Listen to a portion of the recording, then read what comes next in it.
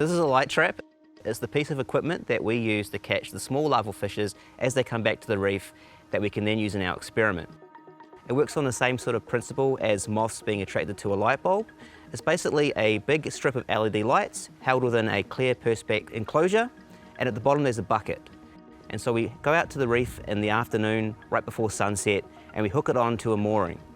The light traps sit out on the reef overnight, glowing away, attracting fishes, and in the morning we go back just after sunrise and unclip the mooring, bring the trap up, unclip the bucket from the bottom, and it's full of critters, little worms, invertebrates, as well as little fishes that we can then bring back to the research station, sort through, pick out those fishes for our experiment.